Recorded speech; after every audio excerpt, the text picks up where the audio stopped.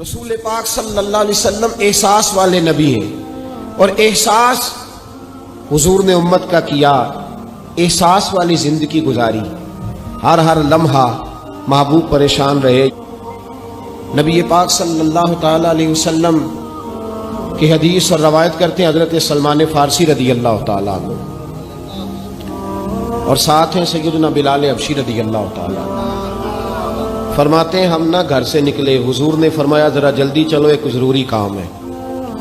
فرماتے ہیں بڑی تیزی کے ساتھ آج روٹین سے ہٹ کر محبوب نے تیز تیز قدم مبارک اٹھائے، تیز تیز، اور فرماتے ہیں ایک گلی ہم نے کراس کی، دوسری گلی میں جو پہنچے تو پھٹے پرانے کپڑے، سادی سی بی بی، اور حالت بتاتی تھی کہ بیچاری کسی غریب گھر کی ہے۔ وہ سڑک پہ کھڑی تھی اور رو رہی تھی۔ میرے کریم رسول نے فرمایا بلال اسے پوچھو کیا مسئلہ ہے، کیوں روتی ہے؟ تو حضرت سلمان عرض کرتے ہیں میں نے کہا حضور میں پوچھ لیتا ہوں، آپ جائیے، کام بڑا ضروری ہے جو نکلیں، میں معلومات کرتا ہوں۔ تو محبوب نے فرمایا نہیں، اس کے آنسو پوچھنے سے ضروری کوئی کام بھی نہیں، پہلے اس کی داد رسی ہوگی، اسے پہلے پوچھا جائے گا۔ روتے نہیں رہتے لوگ گھروں میں، لوگ گزر نہیں جاتے چپ کر کے؟ کتنے لوگ تڑپتے، کون احساس کرتا ہے؟ نبی پاک سید عالم صلی اللہ علیہ وسلم رکے اور اس خاتون سے پوچھا کیا بات ہے؟ اس نے کہا کہ بات کوئی بھی نہیں، میرا ایک ہی موٹا سا مسئلہ ہے۔ کہا وہ کیا؟ کہنے لگی میں غریب ہوں، اور غریبی بذات خود بہت بڑا گناہ ہوتی ہے، لوگ بڑا جرم سمجھتے ہیں اس کو بذات خود۔ میں نے شروع میں کہا نا کہ مذہبی سٹیج کی بھی صدارت غریب آدمی نہیں کر سکتا، کیونکہ غریب جو ہوا جد کول دتھی ہونی انہیں نیڑے بہنا ہے نا جی، جد کول نہیں انہیں تو پیچھے جا کے بہنا اینڈ تے جد کول کیڑا دتھی ہے۔ اس سٹیج پہ بھی غریب آدمی کی صدارت نہیں ممکن ہو ہی نہیں سکتا۔ میرے رسول پاک سید عالم صلی اللہ تعالی علیہ وآلہ وسلم نے فرمایا پہلے اسے پوچھو کیا مسئلہ ہے۔ وہ کہنے لگی میں غریب ہوں، بوڑھی ہو گئی ہوں، ساری زندگی غلامی میں گزاری ہے، تیل لینے آئی تھی 5 دینار کا، بوتل میں تیل بھروایا ہے، اور اب بوڑھی ہوں نا تو کمر درد کرتی ہے، پیر پیچھے موڑا ہے تو میں گری ہوں، تیل زمین پی گئی ہے، اب زمین تو واپس نہیں کرتی، لیکن واپس جاؤں گی تو ایک یہودی عورت کی ملازمہ ہوں، وہ درے سے مارے گی، کھال ادھیڑ دے گی، میں بڑی پریشان ہوں، اب نہیں مار کھائی جاتی، ہڈیاں بوڑھی ہیں، قربان جاؤں۔ حضرت بلال کو حضور نے حکم دیا، فرمایا دوڑ کے گھر جا 5 دینار لا۔ فرماتے ہیں 5 دینار لائے، تیل خرید کے دیا، وہ پھر رونے لگی۔ فرمایا آپ کیوں روتی ہے؟ اس نے کہا بتایا نا غریب ہوں، غریب کا جرم کوئی نہیں ہوتا، لیکن پیس دیا جاتا ہے، پھر بھی مار تو اب بھی پڑے گی، اب کیوں پڑے گی؟ تو عرض کرنے لگی محبوبہ مار اس لیے پڑے گی کہ دیر سے کیوں آئی ہے۔ تو میرے کریم رسول اور وہ بی بی حضور ابھی آئے ہیں مدینہ طیبہ، امام یوسف صالحی فرماتے ہیں ابھی آئے تھے حضور، سبل الہدی والرشاد کے مصنف کہتے ہیں ابھی آئے تھے نبی پاک، وہ جانتی بھی نہیں تھی۔ تو سید عالم صلی اللہ تعالی علیہ وسلم نے فرمایا اچھا مار پڑے گی؟ کہا ہاں۔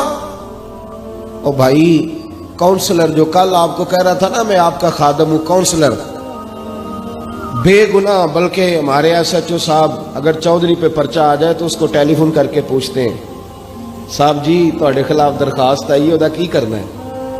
تو غریب آدمی بیچارہ، اس کی غلطی یہ تھی کہ وہ غریب تھا تو اس نے ریڑھی لگا لی چوک میں، اس کو دبوچ کے لے گئے، تینوں پتہ نہیں اتنے نہیں کھلوئی تھا، تو اس کے پاس کل انویسٹمنٹ ہی 5000 تھی، سارا لے گئے۔ پھر وہ کونسلر صاحب کے پاس چلا گیا، سر میرے نال چلے آ دے ذرا میں تھانے جانا ہے۔ انہوں نے کہا گڈی کرائی آ، پیسے ہیں نہیں ایویں تھانے جائیدا ہے۔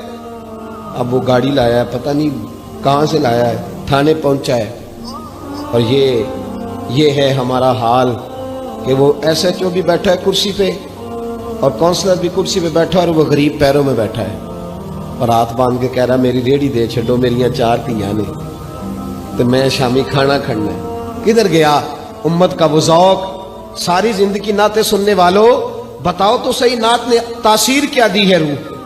اگر ابھی بھی گھاڑی غریب کے پاس کھڑی نہیں ہوتی تو پھر کیا اثر ہوا ساری زندگی نعت سننے کا؟ میرے مصطفیٰ کریم سید عالم صلی اللہ تعالی علیہ وسلم نے فرمایا اس خاتون سے یہاں کونسلر ساتھ نہیں جاتا، کہتا ہے کر دیا ٹیلی فون، سویرے 9 بجے پہنچ جانا، اور کائنات کی سب سے معزز شخصیت حضرت سیدنا بلال حبشی رضی اللہ تعالیٰ عنہ فرماتے ہیں میرے نبی پاک نے فرمایا بی بی چل میں تیرے ساتھ چلتا ہوں. گویا اللہ کی ساری رحمتیں اس کے ساتھ ساتھ چلنے لگی. اور آگے آگے نہیں، ساری کتابیں پڑھ لو، وہ پھٹے پرانے کپڑوں والی بی بی آگے آگے اور اللہ کے کریم رسول پیچھے پیچھے. ساری گلیاں اس نے پھرائی، مدینے کی صحرا آ گیا. ایک دروازے پہ دستک دی سے مالکن آئی. وہ بی بی بعد میں کہتی ہے میں بھی بڑی ڈاڈی تھی، طاقت ہی نہیں تھی میرے سامنے کو کھڑا ہو سکے، لیکن جب میں باہر نکلی تو میں نے نور کے حالے میں لپٹی ہوئی ایک عظیم ہستی کو دیکھا. فرماتے محبوب کے گورے چٹے رنگ کے اوپر کالی زلفیں اور محبوب پاک کی مقدس آنکھیں جب تک بات کرتے رہے نظریں زمین پہ جھکی رہی. شرم و حیا والے رسول نے بڑے میٹھے، بڑے دھیمے، بڑے خوبصورت لہجے میں کہا. بریلی کے امام فرماتے ہیں نیچی نظروں کی شرم و حیا پہ درود. بڑے دھیمے لہجے میں فرمایا تیری نوکرانی ہے تیری. عورت کہتی ہے میں تو حضور کے جلووں میں محو ہو گئی کہ سادگی میں اتنا حسن میں نے دیکھا ہی نہیں، تیری نوکرانی ہے. کہا تو میرے محبوب نے فرمایا بیچاری کی غلطی کوئی نہیں، اسے مارنا نا، اس سے تیل گر گیا تھا، نیا خریدتے دیر ہو گئی، رو رہی تھی تو میں سفارش کرنے آیا ہوں.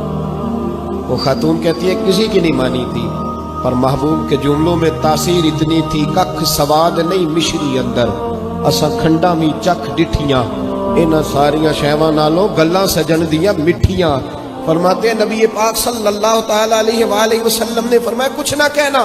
کہنے لگی نہیں کہتی، میرا وعدہ رہا کچھ نہیں کہوں گی. اب میرے حبیب نے پھر نظر اٹھائی اور اس غریبنی کی طرف دیکھا اور فرمایا تو اگر کہے تو میں جاؤں، تو اگر کہے تو میں خود بھیک دے خود ہی کہے منگتے کا بھلا ہو، تو اگر کہے تو میں جاؤں. اس نے خراج پیش کیا تو چند آنسو گرائے. کہنے لگی محبوبہ جیسے بندہ نوازی. حضور نے رخ پھیرا. حضرت بلال کہتے میں پیچھے رہ گیا تو وہ دونوں بیویاں دوڑ کے میرے پاس آئی. کہنے لگی بتا تو صحیح ہے کون، یہ بتا تو صحیح کون تھے. تو حضرت بلال کہنے لگی تم نہیں جانتے. جناب بلال فرمانے لگے یہی تو ہیں جنہیں اللہ نے سچا رسول بنا کے بھیجا ہے. بیبیاں دوڑ کے آئیں. کہنے لگی محبوبہ دروازے تک آئے ہو تو خالی تو نہ لوٹاؤ، مہربانی فرماؤ ہمیں بھی کلمہ پڑھا دو. بھائی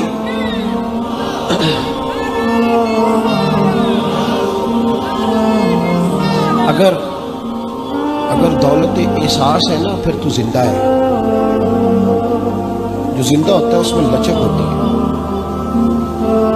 جو مر جاتا ہے وہ اکڑ جاتا ہے. اگر زندگی ہے تو پھر احساس ہونا چاہیے. اگر تیرے اندر زندگی ہے تو پھر احساس ہے، اور اگر تیرے اندر احساس نہیں رہا نا تو پھر زندگی زندہ دلی کا نام.